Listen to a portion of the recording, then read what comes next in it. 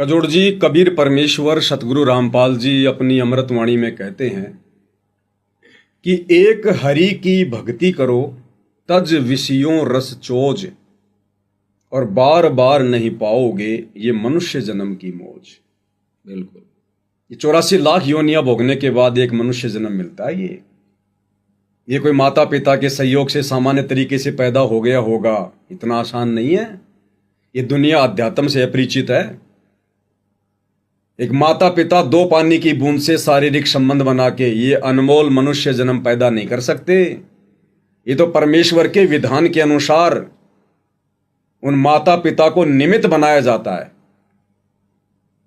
अन्यथा वैज्ञानिक कितने वर्षों से प्रयास कर रहे हैं,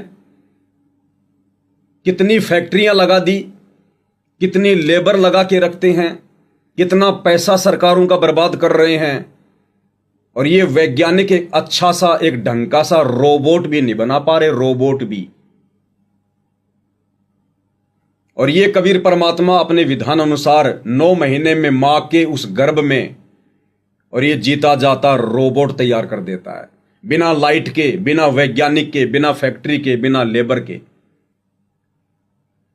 तो ये मनुष्य जो हमें शरीर मिलता है, ये कबीर परमेश्वर का गिफ्ट है। पिंड प्राण जिन दीने दाना, और गरीब दास जाकू कुर्बाना। गरीबदास जी कहते हैं उस कबीर परमात्मा ने ये शरीर हमें दान में दिया है भक्ति के लिए। और इस मनुष्य जन्म को यदि हम शराब पीकर, मांस खाकर, दुनिया भर की बुराइयां करके और इस हुक्के जैसी बीमारी को अपने घर में, अपने गांव में, अपने मोहल्ले में, अपने नगर में इसको भाईचारे का प्रतीक मानकर, पंचों का प्याला मानकर सुबह शाम इसका जो हम सेवन कर रहे हैं, शरीर में विराजमान देवी देवताओं की बेइज्जती कर रहे हैं, उनको दुखी कर रहे हैं। इस बीमारी को तो अमन गोदारा जी ने उन प्रधानों के मुंह के सामने फोड़ देना चाहिए था। बिल्कुल सही बात है। और अब तक तो सारी संगत को संदेशा देके प्रत्येक भगत के हाथ में ये चिलम थमाकर, हुक्के की चिलम थमाकर, और सभी भक्तों को मैसेज डालने चाहिए थे कि भक्तों, सतगुरु यहां इन बुराइयों को समाप्त करने के लिए सतलोक से चलकर आए हैं। क्योंकि जब तक ये समाज में फैली हुई बुराइयां समाप्त नहीं होंगी, मोक्ष मार्ग में बाधक ये विषय विकार समाप्त नहीं होंगे, तब तक हम सतलोक नहीं जा पाएंगे, मोक्ष प्राप्त नहीं कर पाएंगे। तो ये कार्य तो सतलोक आश्रम के मुख्य लोगों ने सतलोक आश्रमों से जुड़ी हुई लाखों की संगत को संदेशा देकर, और प्रत्येक भगत से, जिस प्रकार से आज इस लाइव वीडियो में हम इस हुक्के को तोड़ रहे हैं, फोड़ रहे हैं, इस बीमारी को नष्ट करने का प्रयास कर रहे हैं, इसी प्रकार से प्रत्येक भगत को यह कहना चाहिए था कि भक्तों, अपने अपने घर पर मोबाइल से एक वीडियो बनाओ, एक हुक्के की ये चिलम मार्केट से लेके आओ, 20-25 रुपए की आएगी, 40 की आ जाएगी, 50 की आ जाएगी। घर में जितने भी मेंबर हैं, 2, 4, 5, उतनी ही ये चिलम लेके आओ, और बारी बारी प्रत्येक का वीडियो बनाओ। एक छोटा सा मैसेज दो कि भाइयों, ये हुक्का पीना, बीड़ी सिगरेट पीना, तंबाकू सेवन करना, ये भक्ति मार्ग में सबसे ज्यादा बाधक है। ये हमारे 10वें द्वार, सुषमना द्वार को बंद करता है, मनुष्य जन्म को बर्बाद करता है। और इस हुक्के जैसी बीमारी को हमने देश से, समाज से, घर से उखाड़ फेंकना है। उसके लिए सभी भक्तों ने वीडियो बनाते हुए ये प्रतिज्ञा करनी है कि आज से मैं ये संकल्प लेता हूं, ये प्रतिज्ञा करता हूं कि मैं स्वयं तो हुक्का कभी जिंदगी में पीऊंगा ही नहीं, तंबाकू सेवन मैं कभी करूंगा ही नहीं। और मैंने तो उसी दिन से तंबाकू सेवन करना त्याग दिया जिस दिन से मैंने परम पूज्य सतगुरु रामपाल जी से उपदेश प्राप्त किया। लेकिन अब बाकी समाज को जागृत करने के लिए मैं हुक्का पीने में भी किसी का सहयोग नहीं करूंगा। चाहे मेरा रिश्तेदार हो, चाहे मेरे घर पर मेरे दादाजी हों, चाहे मेरे पिताजी हों, प्यार प्रेम से उनको समझाने का प्रयास करूंगा। हुक्के के अवगुणों से मैं उनको परिचित करवाऊंगा।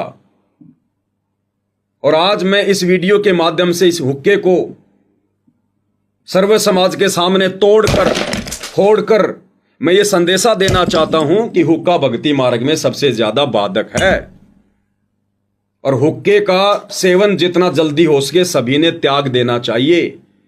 ये हुक्का कोई भाईचारे का प्रतीक नहीं है, ये तो काल के चारे का प्रतीक है। इस हुक्के के माध्यम से काल हमें अपना चारा बना रहा है और हम कह रहे हैं कि हुक्का भाईचारे का प्रतीक है। हुक्का पीने वाले व्यक्तियों के लिए कबीर परमेश्वर जी ने अपनी अमृतवाणी में कहा है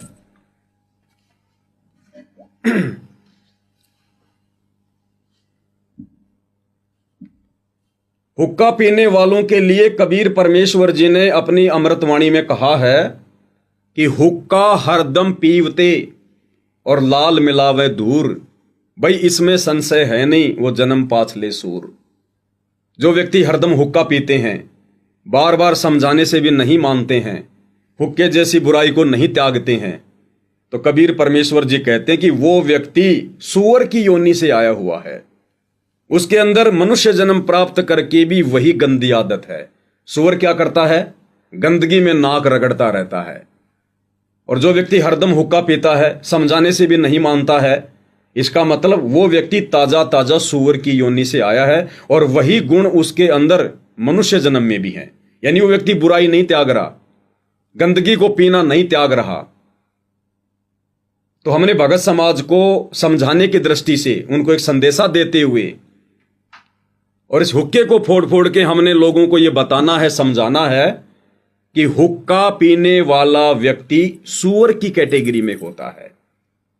इसलिए हुक्के जैसी बुराई को जितना जल्दी हो सके हमने अपने घर से, अपने गांव से, अपने समाज से तुरंत इसको त्याग देना चाहिए। अन्यथा इस मनुष्य जन्म में यदि हमारा मोक्ष नहीं हुआ, उद्धार नहीं हुआ, तो अगला जन्म हमारा फिर से सूअर का होगा। और उसके लिए सबसे बड़ा कारण क्या होगा? ये हुक्का। इस हुक्के को ना त्यागने के कारण, इस बुराई को ना छोड़ पाने के कारण अनमोल मनुष्य जन्म प्राप्त करने के बाद भी हम फिर से 84 लाख योनियों में ही चले जाते हैं। इसलिए हुक्का सबसे ज्यादा बाधक है।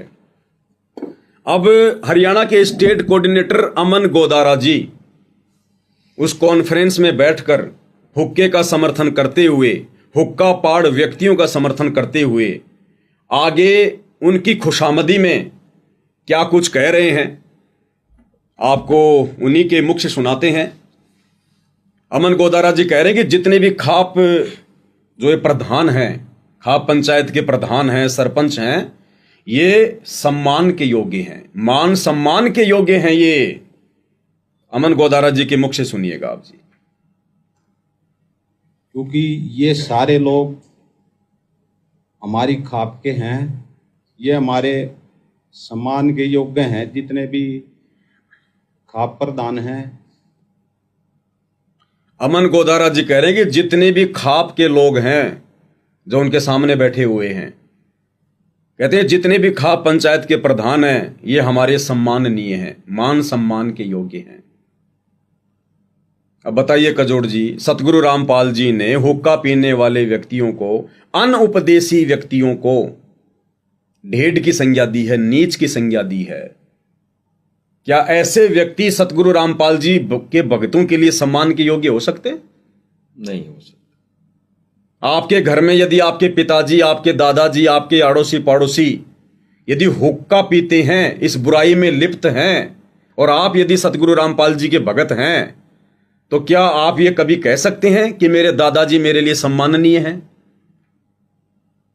नहीं, वो तो ऐसा कर्म करने वाला व्यक्ति तो सम्मानीय नहीं हो सकता। क्योंकि सतगुरु रामपाल जी के विधान अनुसार हुक्का सेवन करने वाला, तमाकू सेवन करने वाला, आन उपासना करने वाला, बीड़ी सिगरेट पीने वाला, मांस मदिरा पीने वाला, मांस आहार करने वाला, वो व्यक्ति कभी भी मान सम्मान का अधिकारी नहीं हो सकता है। जबकि अमन गोदारा जी उन लोगों को समझाने के बजाय उनके मुख पर, उनके सामने बैठकर उनकी भूरी भूरी प्रशंसा कर रहे हैं और फिर कहते हैं कि मैं संत रामपाल जी का भगत हूं।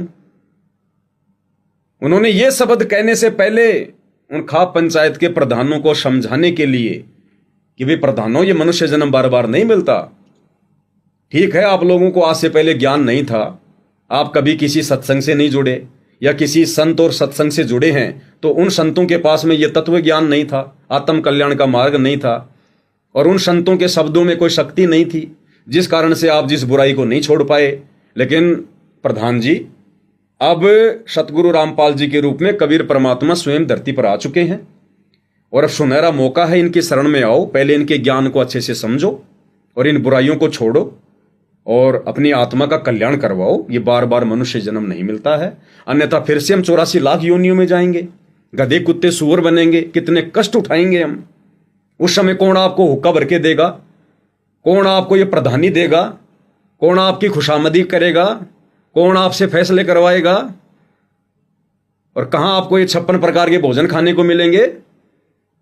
तो अमन गोदारा जी ने उनको समझाना चाहिए था, और समझाने के बजाय वो उनके सामने बैठकर उन्हीं की ज्ञान विरुद्ध बातों का समर्थन कर रहे हैं और कह रहे हैं कि वो मान और सम्मान के योग्य हैं।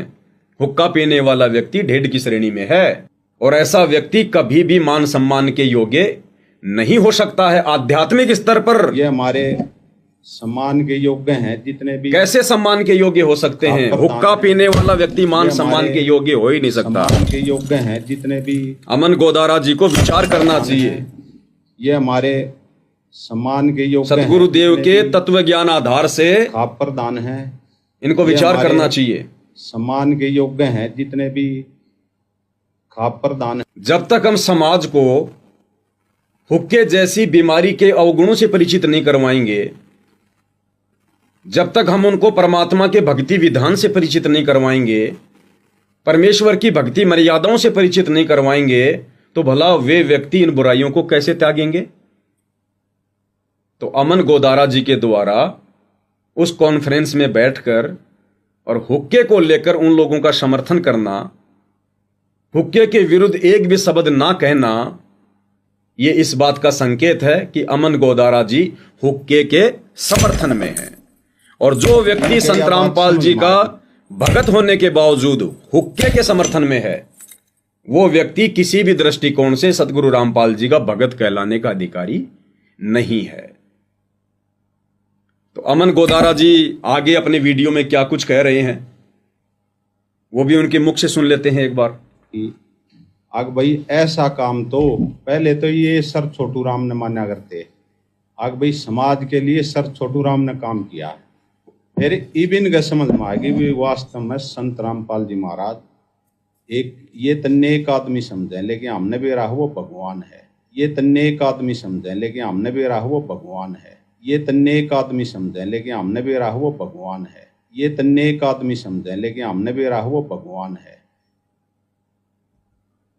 अब अमन गोदारा जी कह रहे हैं कि ये खाप पंचायत के लोग तो संत रामपाल जी को एक नेक आदमी समझते हैं, लेकिन हमें पता है कि वो भगवान है। अमन गोदारा जी कह रहे हैं संत रामपाल जी के लिए कि वो भगवान है। अगर इन लोगों ने, सतलोक आश्रम वालों ने, अमन गोदारा जी ने अगर सतगुरु रामपाल जी को भगवान मान लिया होता, परमात्मा मान लिया होता, समझ लिया होता, तो ये कभी भी हर साल जून के महीने में कबीर जी की समझे जाने वाली दाढ़ी मूछ वाली काल्पनिक फोटो को भगवान मानकर उसका प्रकट दिवस नहीं मनाते। एक तरफ तो कह रहे हैं हमने सतगुरु रामपाल जी को पहचान लिया, वो भगवान है, तो भगवान तो सृष्टि में एक ही है, परमात्मा तो एक ही सृष्टि में कबीर, और वो कबीर वर्तमान में सतगुरु रामपाल जी के रूप में धरती पर प्रकट है। और अमन गोदारा जी कह रहे हैं कि हमने मान लिया, हमने समझ लिया कि वो भगवान है। अगर इन्होंने समझ लिया होता तो ये कभी भी भूल कर जिंदगी में सतगुरु रामपाल जी के धरती पर रहते सहते और कभी भी उस दाढ़ी मूछ वाली कबीर जी की समझे जाने वाली मुर्दा फोटो का, उस बेजुबान फोटो का जून के महीने में कबीर प्रकट दिवस नहीं मनाते। केवल अपने गुरु जी का 8 सितंबर के दिन प्रकट दिवस मनाते, यदि इन्होंने अपने गुरु को भगवान मान लिया होता तो। अब सतगुरु रामपाल जी ने हिसार जेल से जो विशेष संदेश भेजे हैं, उन विशेष संदेशों में सतगुरु रामपाल जी भी कह रहे हैं इन सतलोक आश्रम वालों को कि बच्चों तुम तो पहचान लो अपने भगवान को, बाकी दुनिया को फिर हम पहचान करवाएंगे। इन आश्रम वालों ने तो अभी तक कबीर को पहचाना ही नहीं है कि रियल में कबीर कौन है, जिंदा कबीर कौन है, वर्तमान में धरती पर प्रकट कबीर कौन है। ये लोग तो केवल एक दाढ़ी मूछ वाली कबीर जी की काल्पनिक फोटो को भगवान मानते हैं। इसलिए सतगुरु रामपाल जी हिसार जेल से विशेष संदेश भेजकर कह रहे हैं कि बच्चों तुम तो पहचान लो अपने कबीर भगवान को। इसका मतलब अभी तक आश्रम वालों ने कबीर जी को नहीं पहचाना है। यहां गुरुदेव अपने लिए संकेत कर रहे हैं, ना कि उस कबीर की दाढ़ी मूछ वाली फोटो के लिए। अन्यथा कबीर की दाढ़ी मूछ वाली फोटो को तो पूरे आश्रम वाले भगवान मान रहे। हर साल जून के महीने में उसका कबीर प्रकट दिवस मना रहे हैं, तो वो तो दाढ़ी मूछ वाली फोटो को तो भगवान मान ही रहे हैं, कबीर मान ही रहे हैं।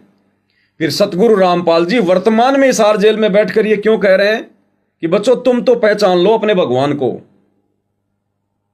तो सतगुरु रामपाल जी कहना चाहते हैं कि नादानो, वो कबीर की दाढ़ी मूछ वाली हाथ से बनाई हुई नकली काल्पनिक बेजुबान मुर्दा फोटो कबीर भगवान नहीं है, वो केवल काल्पनिक फोटो है। तुम अपने रियल कबीर भगवान को पहचानो। सतगुरु साहिब एक शरीरा और सतगुरु बिना न लागे तीरा। कबीर गुरु गोविंद कर जानियो, रहिए शब्द समाए, और मिले तो दंडवत बंदगी नहीं पल पल ध्यान लगाए। कबीर गुरु और गोविंद दो नहीं भाई, जब तक दो समझोगे नरक में जाई। इस कबीर परमेश्वर जी के यथार्थ सत भक्ति मार्ग में कबीर परमात्मा सतलोक से चलकर खुद ही सतगुरु की भूमिका करते हैं। और ये सतलोक आश्रम वाले अपने कमजोर भक्ति संस्कारों के चलते, अपनी ज्ञानहीनता के चलते, इन्होंने सतगुरु रामपाल जी को एक मानुष मान लिया, मां के गर्भ से जन्म लेकर आया हुआ एक व्यक्ति मान लिया, भगवान नहीं माना। भगवान तो सतगुरु रामपाल जी को ये केवल अपनी जुबान से फॉर्मेलिटी के तौर पर कहते हैं। अगर इन्होंने यहां से सतगुरु रामपाल जी को भगवान मान लिया होता हृदय से, आत्मा से, तो कभी भी ये जून के महीने में उस दाढ़ी मूछ वाली नकली कबीर जी की फोटो को परमात्मा मानकर उसका प्रकट दिवस नहीं मनाते। सही बात। तो सतगुरु रामपाल जी स्वयं हिसार जेल से विशेष संदेश भेजकर और इन आश्रमों से जुड़ी संगत को क्या संदेशा दे रहे हैं, सुनिएगा। अब समझ लो मेरे बेटा बेटियों, इसने बने बढ़ाए ने खोइयो मत ना। बढ़ना बड़ा कठिन है, खोना तो आसान है। और उस धड़ी की कृपा देखो, उस परम पिता की कितने नेक, कितनी प्यारी आत्मा वहां कहां से अमृत पिला रहा आपको। अपने भगवान ने तुम तो पहचान लो, बाकियों को पहचान हम करावांगे, क्योंकि वो भी उसी के बच्चे। अपने भगवान ने तुम तो पहचान लो, बाकियों को पहचान हम करावांगे, क्योंकि वो भी उसी के बच्चे। अपने भगवान ने तुम तो पहचान लो, बाकियों को पहचान हम करावांगे, क्योंकि वो भी उसी के बच्चे। सब सहयोग दो। क्या कह रहे हैं गुरुदेव भगवान कि अपने भगवान को तुम तो पहचान लो, बाकियों को पहचान फिर हम करवाएंगे।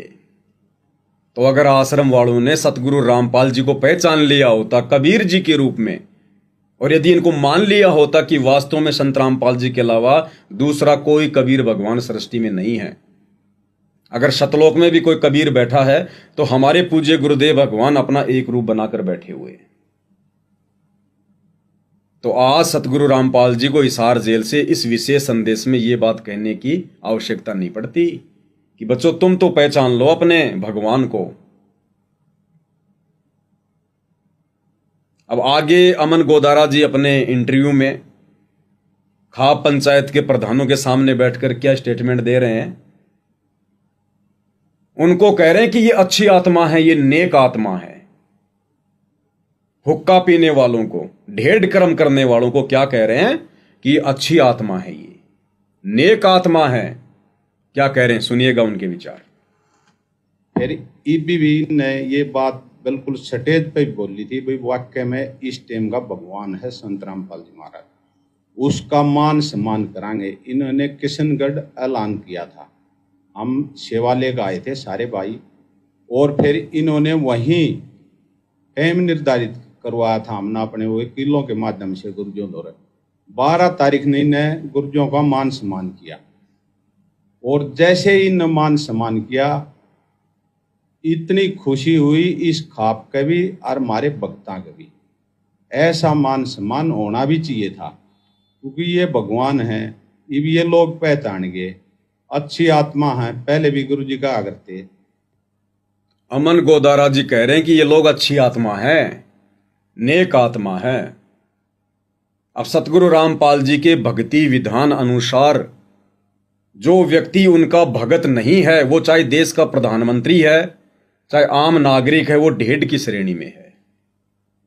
जो व्यक्ति नशा करता है तंबाकू के रूप में, हुक्के के रूप में, बीड़ी के रूप में, सिगरेट के रूप में, पान मसाले जर्दे के रूप में, वो व्यक्ति ढेड की श्रेणी में है, नीच की श्रेणी में है।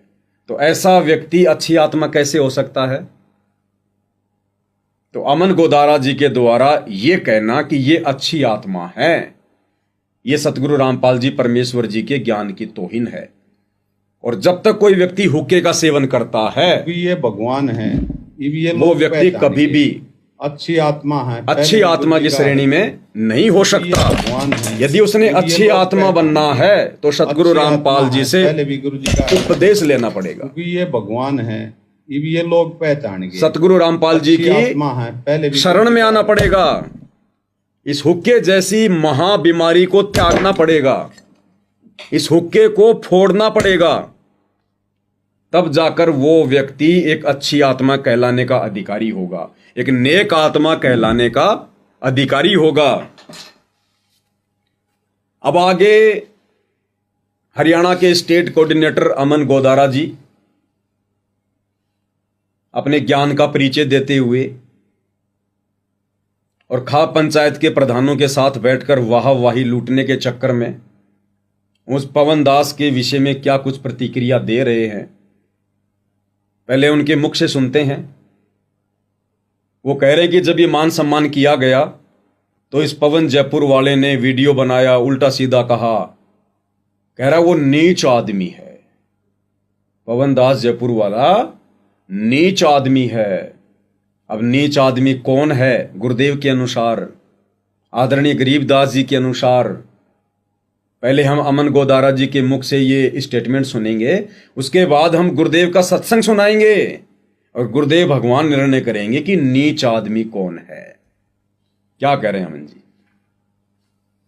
और जो पवन जयपुर है, उन्होंने फिर वो मान सम्मान किया तो उन्होंने ये टिप्पणी की, आग भाई ऐसे ऐसे खाप प्रदान उन्हें ये नहीं करना चाहिए था, वो नहीं करना चाहिए था, वो नीच आदमी है पे, वो नीच आदमी है पे, वो नीच आदमी है पे, वो नीच आदमी है पे।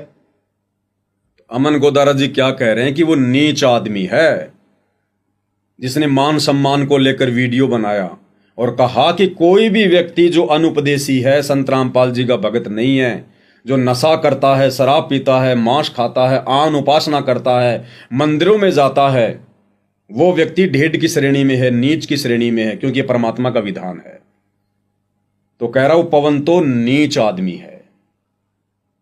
अब सतगुरु रामपाल जी क्या कह रहे हैं?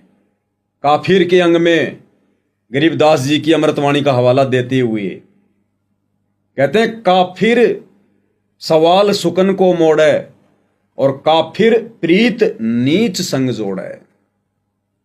यानी वो व्यक्ति भी काफिर है, वो व्यक्ति भी ढेड है, नीच है, जो नीचों के साथ प्यार प्रेम करता है।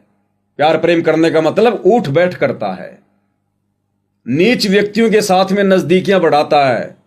नीच कौन? जो नशा करते हैं, आन उपासना करते हैं, देवी देवताओं की पूजा करते हैं, सच्चे सतगुरु की शरण में आके सतनाम का जाप नहीं करते हैं, हुक्का पीते हैं, वो नीच व्यक्तियों की श्रेणी में है, ढेड की श्रेणी में है परमेश्वर जी के विधान अनुसार। और ऐसे व्यक्तियों के साथ में बैठने वाला कौन? नीच। काफिर प्रीत नीच संग जोड़े। वो व्यक्ति भी काफिर है, ढेड है, जो ऐसे नीच व्यक्तियों के साथ में अपनी प्रीत जोड़ता है। क्या कह रहे हैं सतगुरु रामपाल जी, ध्यान से सुनिएगा।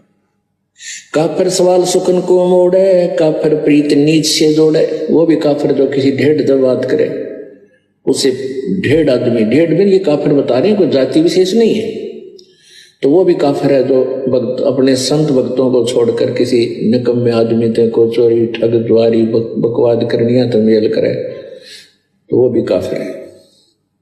तो कजोड़ जी अब आप ही बताइए, सतगुरु रामपाल जी ने हुक्का पीने वालों को, नशा करने वालों को, मांस खाने वालों को, शराब पीने वालों को, आधे अधूरे डमी गोड देव देवताओं की पूजा करने वालों को, सच्चे सतगुरु की शरण में आकर शतनाम का जाप ना करने वालों को काफिर की संज्ञा दी, ढेढ़ की संज्ञा दी, नीच की संज्ञा दी। और कह रहे हैं जो ऐसे व्यक्तियों के साथ में मेलजोल करता है वो भी नीच है, ढेढ़ है। तो अमन गोदारा जी संत रामपाल जी के भगत होकर और किन लोगों की संगति में बैठे हैं? हुक्का पीने वालों की संगति में, आन उपासना करने वालों की संगति में। तो ढेढ़ों की संगति करने वाला कौन हुआ? ढेढ़। नीचों की संगति करने वाला कौन हुआ? नीच।